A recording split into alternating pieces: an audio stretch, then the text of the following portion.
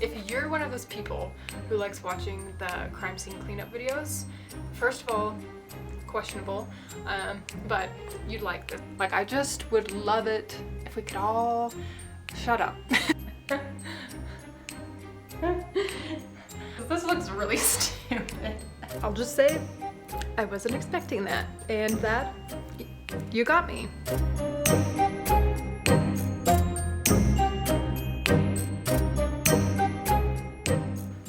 I've had this one on my TBR for many Octobers, and I know there are a lot of other booktubers who have done like full-length dedicated videos to it. It's We Have Always Lived in the Castle by Shirley Jackson. I actually remember reading The Lottery, the short story by Shirley Jackson, in like 12th grade, and what sticks with me is like this disturbing aspect of groupthink, mob mentality. I get from this cover a sort of similar vibe, but I know that central to this story is the mysterious death of this family that may or may not have something to do with the surviving members of the family. What? What do you want? Come here. Oh yeah. Oh, sorry. Anyway, I think I can read this pretty quick. So I'm just gonna get back to you when I'm done.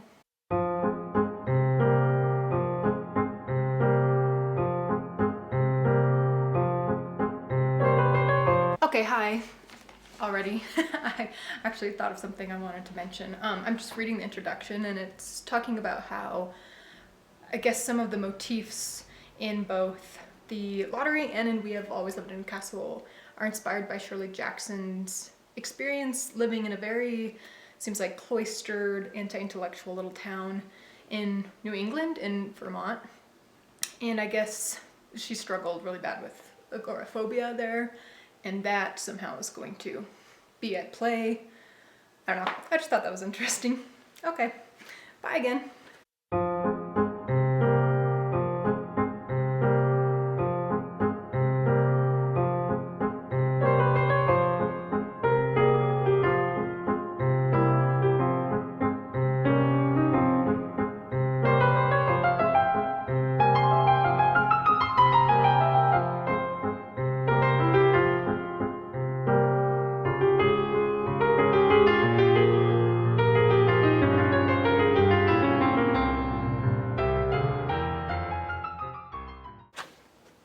Well, I did not expect that to end on kind of a positive note, which maybe you can't say it's positive because of all the darkness of the circumstances, but firstly, what is this book about? Okay, we primarily follow Mary Cat, which is, I love that name. It's short for Mary Catherine. But Mary Cat, first of all, there's something not quite right. Even the introduction mentions how you're surprised to discover that she's like 17 because she thinks and she talks like someone much younger. For example, she often fantasizes seriously and out loud about living on the moon, and she has all these strange kind of childish superstitions, and her sister is always saying, "Oh, silly Mary Cat, you're so silly." And her sister, by the way, is an agoraphobe. She won't go into town, she won't leave the house because all the townspeople think that she is the one that murdered, who poisoned the rest of the family like 6 years ago. So now it's just Mary Cat, her sister, and their uncle left. Sorry, just have to readjust. But anyway, you can tell that they're actually all pretty happy until this long-lost cousin comes along who, you can tell he's pretending that he cares. He's inserting himself, trying to take care of them, give them some structure, help Mary Cat to grow up a little. But you know that he's really only there for the money, which apparently there's a significant amount that's been left behind. And then there's just this all-out war between Mary Cat and this cousin. Mary Cat wants things to go back to the way they were, and she's also pretty possessive of her sister, and the cousin seems to be trying to come between them. Okay, if you don't want spoilers, I would skip ahead to this timestamp because I just want to get into it. Basically what happens is Mary Cat burns the house down.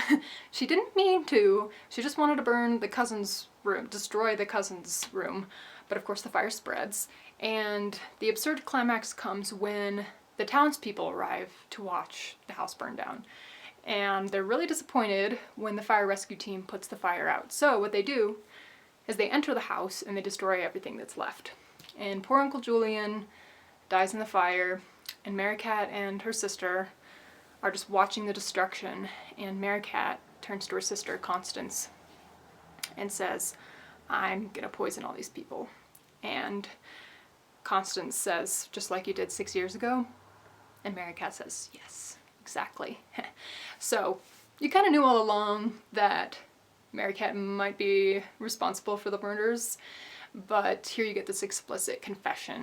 And apparently what she had done was she poisoned the family's sugar bowl because she knew Constance, her sister, didn't eat sugar. And she basically, all she wants is everyone else in the world to go away and to just be left alone with herself and the one person that she feels true love for, Constance. And then, bizarrely, they kind of just seal off what is left of their house and never see or talk to anyone again, I think is the idea. The only contact they really get from the external world is from the meals that the townspeople start dropping off pretty regularly, along with their apology letters for destroying the house, like saying things like, we're sorry we threw your harp out the window. But overall it ends with the kind of happily ever after message. Like literally the last line is, oh Constance, we are so happy. The end. Okay, what to make of this story? I guess I'll just start with my first impression. I am pretty satisfied by this ending. I think it fulfills some sort of childish, maybe even an introvert's fantasy. As an introvert, like, I can't tell you how often I just wish the world would go away and everyone would stop talking, especially in the internet age. Like, I just would love it if we could all shut up. And I know that I'm here and I'm talking, but if we think of the townspeople as Twitter, then you get what I mean. And I too wish for an off-the-grid cottagecore little life like the one that Constance and Mary Cat build for themselves. And I know that in so many ways that's problematic, but I don't think this is a story about trying to figure out what is possible or realistic or even ethical in the pro-social sense. I think it is purely about exploring these feelings, these desires, these fantasies. And as I'm thinking about it, it is turning into a Substack article about the fantasy of being offline, which I am a proponent for. I try to be critical. I know there are problematic aspects of this fantasy, but again, I think it is a feeling that we must explore, and that I think it's a pretty strong fantasy for a lot of us. I mean, I got rid of my smartphone this year, and I am pretty strict about my screen time for the most part, and I just made a video about turning toward physical media and slowing down. So this is an issue I really care about, and I know that I'm over-relating this story through a particular lens. I guess that's just to say that this novel did a good job at getting me thinking. Well done. One eternity later. Hi. It has been a while. I had a lot more planned for this little Halloween vlog, but stuff happened. And I would just love to get back into reading. And so I'm just gonna dive back in. The next book I wanted to read was Smoke Gets in Your Eyes by resident YouTuber Caitlin Doughty. It's her story about becoming a mortician, working in a crematory. It's going to explore themes of mortality and death rituals, and I'm not gonna lie, I was hesitant to actually read this, even though it was on my October TBR, because basically, long story short, 2 weeks ago, both of my beloved pets began to exhibit some freaky symptoms, and they're both getting up there in age.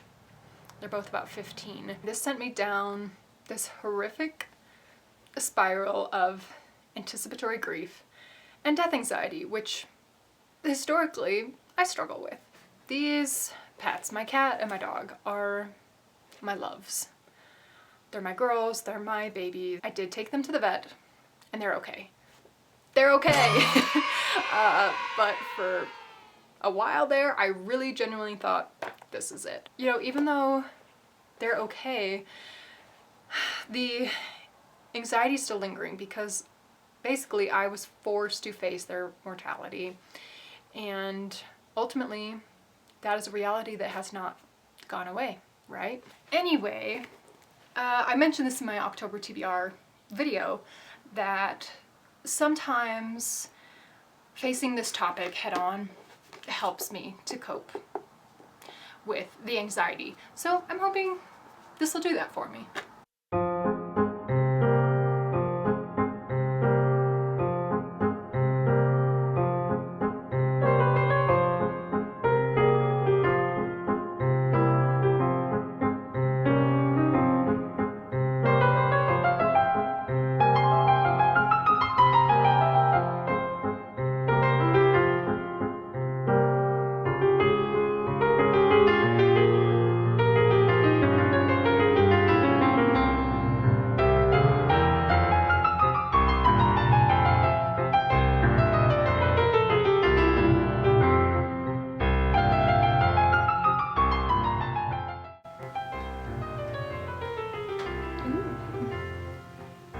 Cannibalism.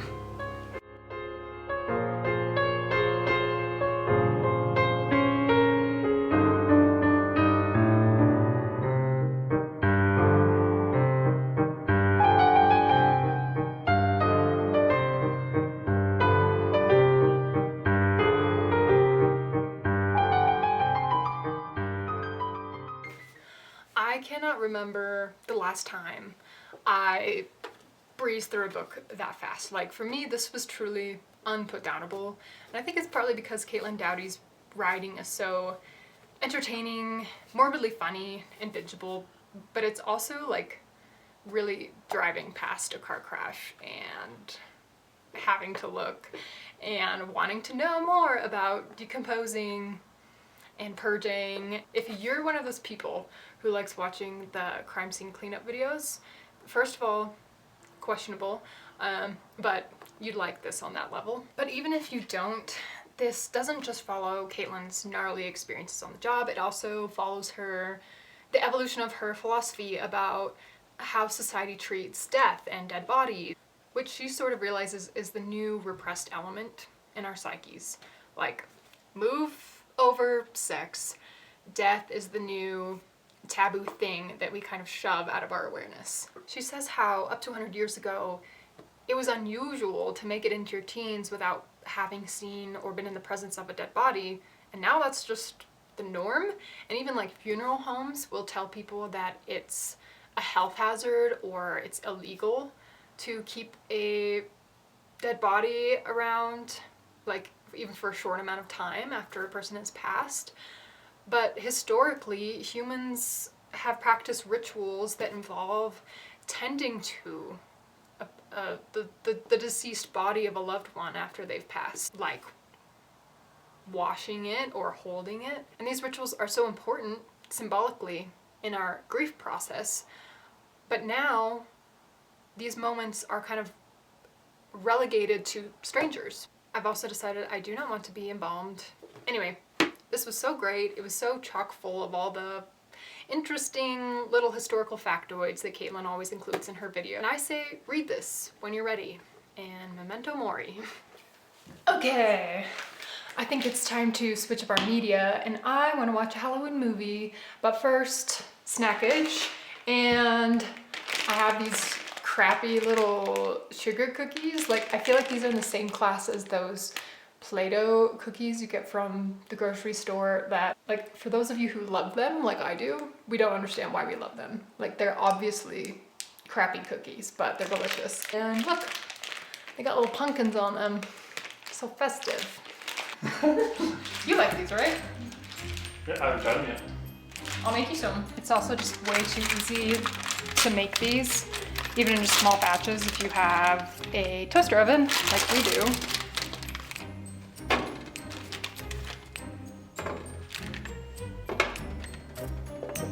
It literally has a cookie setting.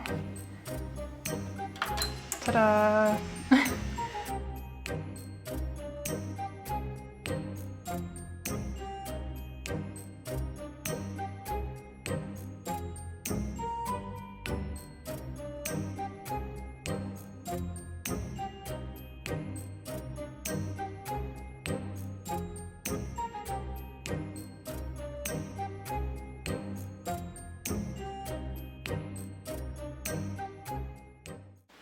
I talked about this a couple of days ago. I have made a video about it and I plan on making more videos about it because I can't shut up.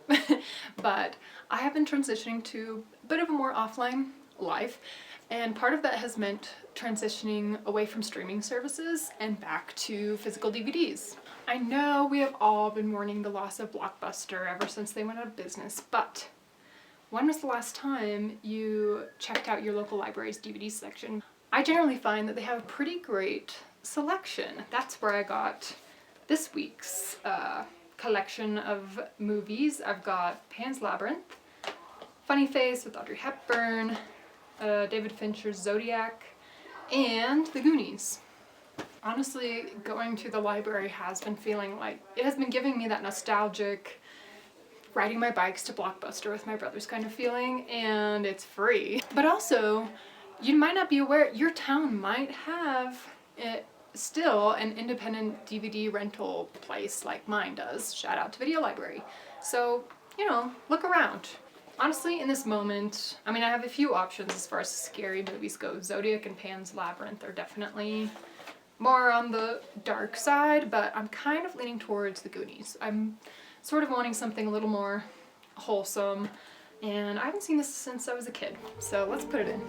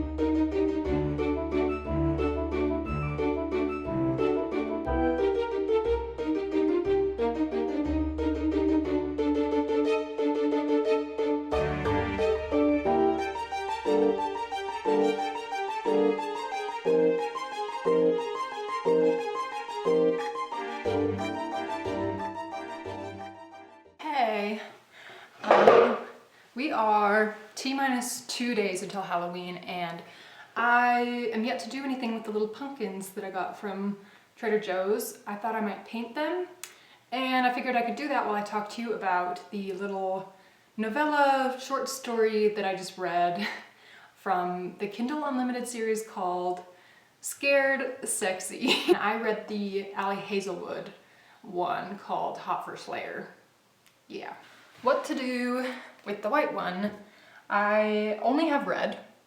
I have like 3 shades of red, but just red. So it's gonna be about the pattern. And I'm thinking maybe something basic, like a little hearts motif, but jack-o'-lantern style, perhaps. Okay, so Hot First Layer, what's going on? Obviously it's a romance. It's Ali Hazelwood. I've read all the Ali Hazelwoods, and honestly I think her writing has gotten a lot better since, what was the Kylo Ren fanfic? The Love Hypothesis. And Honestly, I just love a good brain off book sometimes. But anyway, the story is about Ethel, or Ethelith or whatever. She's super ancient. She's a super ancient vampire, so she has like this old world name, but she goes by Ethel now, thank God. And she has this arch nemesis, an immortal vampire slayer who is as old as she is. Wow, it is very difficult to paint evenly on a pumpkin. So anyway, Ethel, she's this modern vampire living in Manhattan, and one day she gets into a scuffle with another local vampire. Because apparently they're very territorial, and who shows up to rescue her but her arch nemesis vampire slayer guy.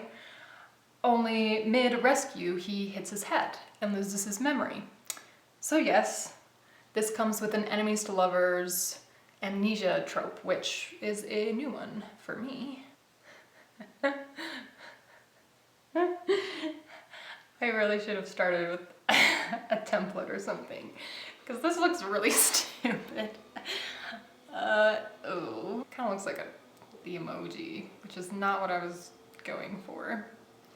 Oh well. So the rest of the story is basically Ethel taking care of Laszlo as he recovers, and they're able to get a little friendly because he forgets he's a vampire slayer, and he's attracted to her, but she's worried about what's gonna happen when he recovers his memory. It was cute, it was sweet, it was very Halloween-y. It takes place during Halloween time. There are trick-or-treaters walking around the West Village where Ethel lives. And so as far as the vibes, you know, check. It got me into the Halloween spirit, I guess. I'm just adding little hearts to hopefully somewhat salvage this one. Now it just looks like an emoji with chicken pox. The banter was funny to me. I don't know, like when Laszlo first loses his memory, Ethel is trying to explain their relationship, that they're enemies, and he's like, how so? And she says, well, you're a pest control dude and I'm an entomologist, like a bug scientist. Get it? Silly, it's stupid, but I don't know, it led to some fun exchanges. Now what to do with this orange guy? Maybe I could do plaid. I feel like I can't mess that up. Might look dumb, but let's give it a try. Uh-oh. Wow, apparently lines are also difficult on a pumpkin. Oh dear. There's really only one other thing I plan on reading before Halloween, and it's a horror graphic novel by Emily Carroll. It's called A Guest in the House, and it's kind of giving Rebecca vibes by Daphne du Maurier. I'm already about a chapter in, but basically it's about our girl Abby, who's newly married to a dentist, and he has a daughter, but his previous wife has died. And just from the cover synopsis, I think she begins to be haunted by the dead wife. She also fantasizes a lot about being a knight in shining armor who slays dragons. I don't know how that comes into play, but the art is gorgeous. Colors are sort of vivid, but gothic, and it's flowery and gory. I love it. I'll try to finish that today. Well, that was a lot more difficult than I thought, and I don't know that you could call that plaid, but she's cute. She's something else. She is her own thing, and these are the finished products. I love them.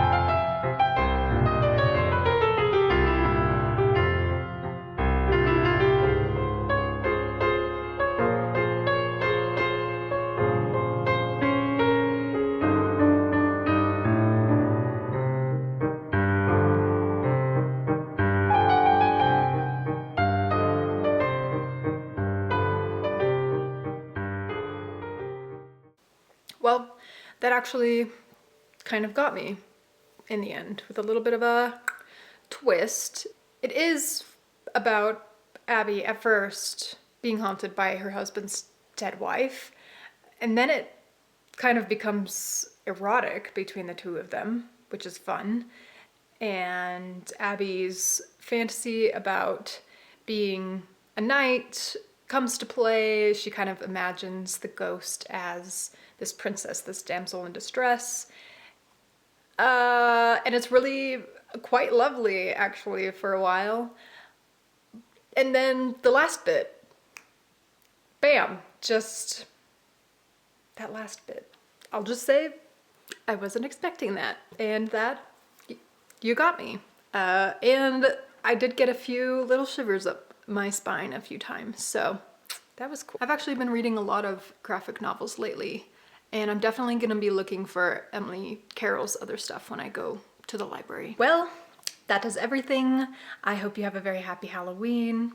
I don't know what I'm going to be doing, but I'm sure it will involve a horror movie and some Halloween candy. But whatever you do, I hope you enjoy living on the dark side a little bit and that you stay safe, but not too safe. All right, I'll see you next time. Bye.